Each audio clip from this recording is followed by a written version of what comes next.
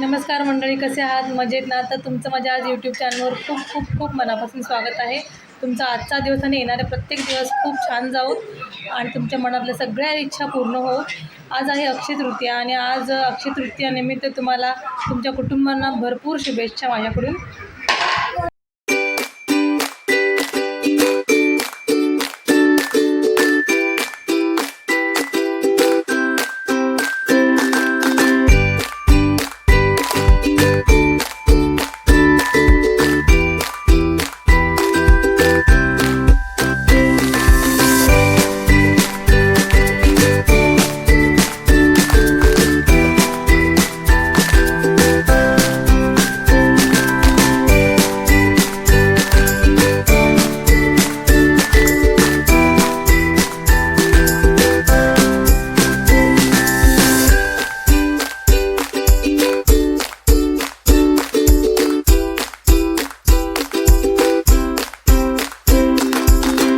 Kitchen पण clean करून झाले आणि देवपूजा पण झालेली आहे आणि आता सगळं कामं पण माझी आवरलेली आहेत. कपडे पण झालेले आहेत, दाबून पुसून घेतलेले आहे, सगळं आवरलेलं आहे.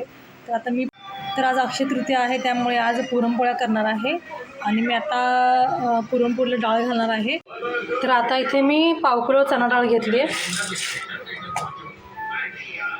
आता मी इथेही धुवून घेणार आहे 2-3 वेळा, कारण पॉलिश वगैरे केलेली असते, त्यामुळे स्वच्छ धुवूनच घ्यायची.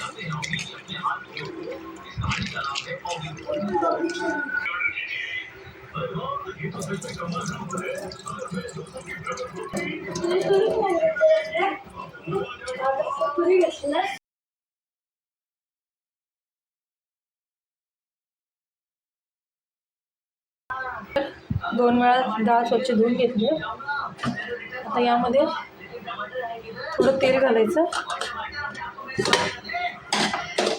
त्यामुळे काय होतं की डाळ पटकन शिजते आणि डाळीला छान टेक्स्चर पण येतं आणि डाळ मऊ होते.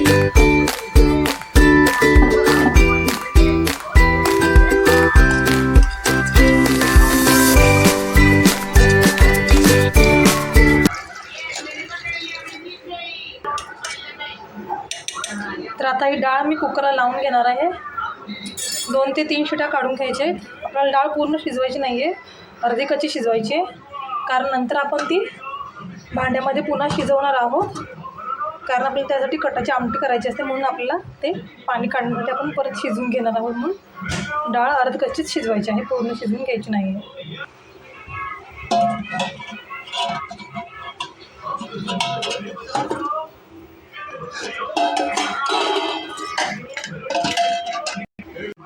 आणि इथे मी आता कुकर लावलेला आहे. जवळ कुकर होतं आहे तोवर मी कणिक मळून घेणार आहे पोळीसाठी.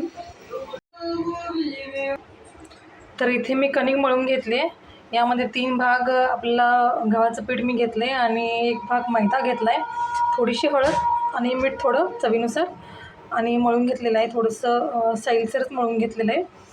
आणि मैदा यासाठी घातलेला आहे की कारण थोडं पिठामध्ये चिकटपणा येतो आणि त्यामुळे पोळ्या फाटत नाही, त्यासाठी मैदा मी घालते थोडासा.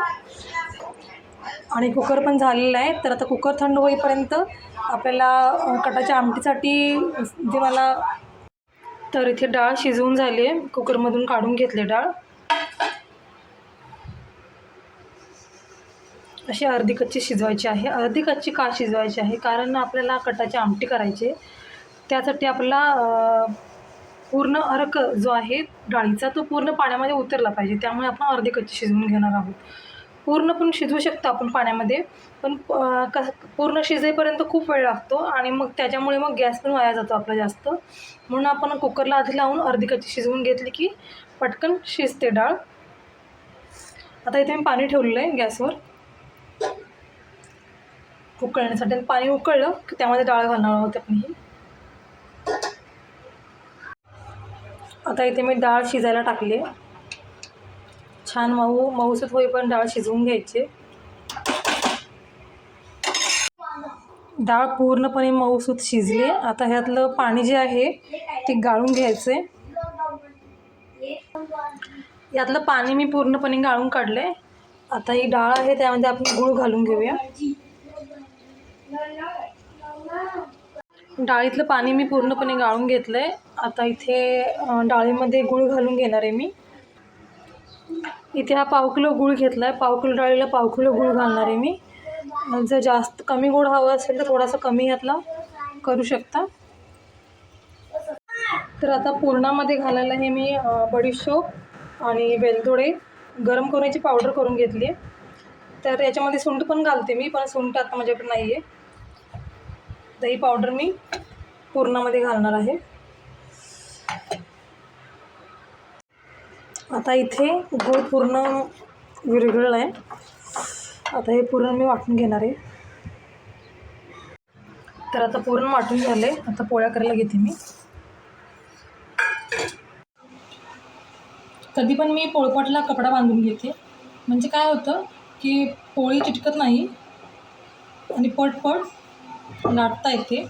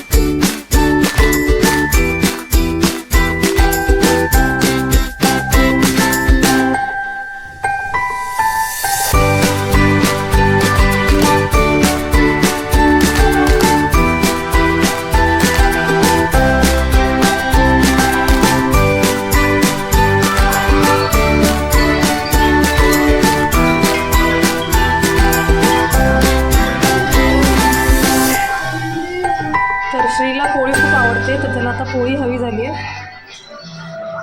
त्याला रोल करून आवडते. श्री पोळी कशी झाली आहे? श्रीला पोळी आवडली. तर इथे कट्टाच्या आमटीसाठी मसाला मी मसाल्याची तयारी करून घेतली. ते तीळ आणि जिरे भाजून घेतलेत. त्यामध्ये खोबरं लसूण घालून याची मसाला करून घ्यायचा आहे. आणि इथे कोथिंबीर आणि कढीपत्ता स्वच्छ धुवून घेतला आहे मी. आणि कोथिंबीर पण त्यात घालायची आहे मसाल्यामध्ये. म्हणजे तीळ जिरं कोथिंबीर लसूण आणि खोबरं याचा मसाला आपल्याला करून घ्यायचा आहे.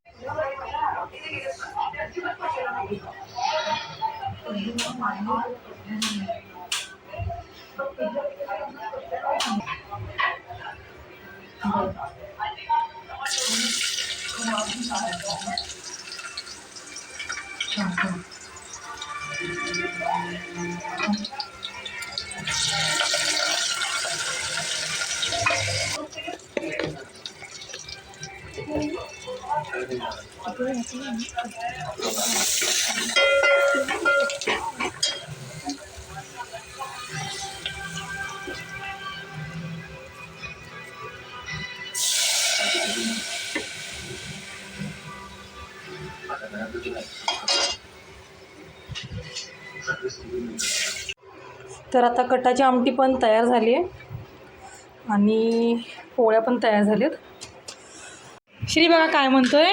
मनी भाजी बनाना आता है, सब मैंने बनाई है. मनी वो क्या भी नहीं करती, दिन भर खेलती रहती है। मनी को क्या भी रहता नहीं है। और श्री ने खाना बनाया है। और अच्छा मैं हूँ मनी। बाय बाय गाइस, कुर्सी मिलते हैं। श्रीला खूप गरम होतं आणि वरती पत्रा असल्यामुळे भयंकर गरम होतं, त्यामुळे तो कायम बनियनवरच असतो. तर आता पोळ्या पण आणि कटाची आमटीसुद्धा झालेली आहे आणि आता बाकी राहिलेलं आहे कुरड्या तळायच्या आहेत आणि मी पोळ्या केल्या की नेहमी बटाट्याची भाजी करते, पण श्रीला भजी हवी होती बटाट्याची, तर बरेच दिवस झालं भजी मागते. तर विचार केला की बटाट्याची भाजी न करता आज भजीच करूया बटाट्याची. आणि फार गरम होतं आहे आणि आज विचार केला होता की अक्षय तृतीया आहे, सण आहे, तर त्यानिमित्त आज साडी नेसूया, पण वरती रूम असल्यामुळे पत्रा खूप गरम होतो भयंकर आणि त्यातच मग किचनजवळ गेलं की खूपच म्हणजे भयंकर गरम होतं आणि अशी घामाने पूर्ण आंघोळच होते किचनजवळ गेल्यावर. आणि आता थोडं मी इथं येऊन बसले वाऱ्याला, कारण किचनजवळ अजिबात वारं लागत नाही. तर आता सगळं जेवण रेडी झालेलं आहे. कुरड्या पण तळून घेतलेत, भजी पण झालेली आहे, कटाची आमटी पण झाली आहे आणि पोळ्यासुद्धा झालेल्या आहेत. तर आता राहिलं आहे नैवेद्य, फक्त ही गोवणे आहे आणि आता नैवेद्याची तयारी करायची आहे. आणि जेवण केल्यानंतर मला सवय आहे की जेवण केल्यानंतर मी जेवण केलेली भांडी जी आहेत ती आधी घासून घेते आणि कट्टा स्वच्छ करून घेते.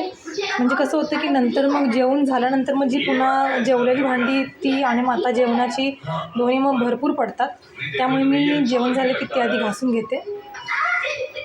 तर तुम्हाला माझा आजचा व्हिडिओ कसा वाटला मला नक्की कमेंटमध्ये सांगा आणि लाईक करा. तुमचं लाईक खूप महत्त्वाचं आहे. तुम्ही लाईक केलात तर माझे व्हिडिओज इतरांपर्यंत पोहोचतील आणि जास्तीत जास्त शेअर करा आणि सबस्क्राईब करा. महत्त्वाचं आहे सबस्क्राईब करा. डाव्या बाजूला सबस्क्राईबचं लाल बटन आहे ते प्रेस करा. त्यामुळे काय होईल की तुम्ही माझ्या कुटुंबाचे सदस्य व्हाल आणि घंटीचं जे चित्र आहे त्याच्यावर पण तुम्ही क्लिक करा. त्यामुळे काय होईल की मी जेव्हा व्हिडिओ अपलोड करेन तेव्हा तुम्हाला व्हिडिओची नोटिफिकेशन मिळेल. तर आजचा व्हिडिओ मी इथेच संपवते. तोपर्यंत खुश राहा, मस्त राहा आणि मजेत राहा आणि भेटूया आपण पुढच्या अशाच व्हिडिओमध्ये.